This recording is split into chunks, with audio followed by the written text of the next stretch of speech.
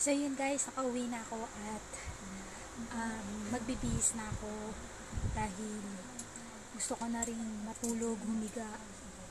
At bago pala ako matulog, tatapusin ko na yung mga vlog ko nung nakaraang araw para mai-upload ko na siya. So ngayon,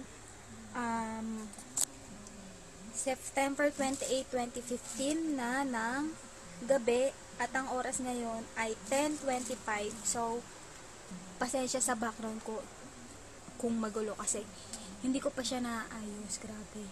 So ano pa ba,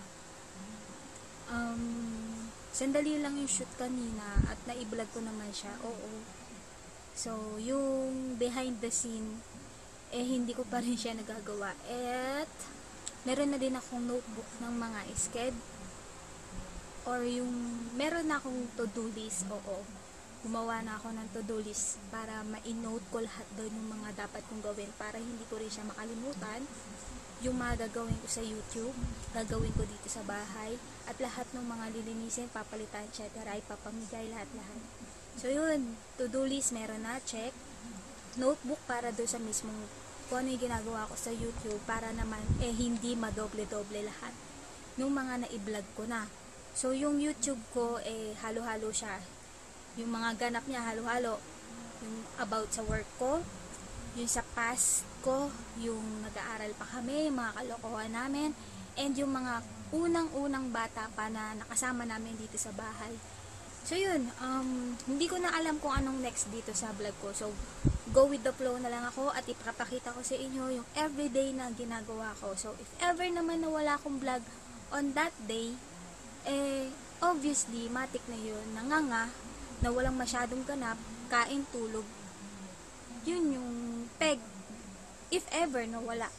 So yun, ano pa ba? Ngayon na siguro. At kanina akala ko abutin ako ulit ng 10, so buti naman at hindi dahil ang hirap bumiyahe ng gabi. Ang mahirap doon yung sasakyan. Yung biyahe na pa uwi, oo, madali. If ever na makahanap ako ng sasakyan ko, etc. Ganun. Okay, madali.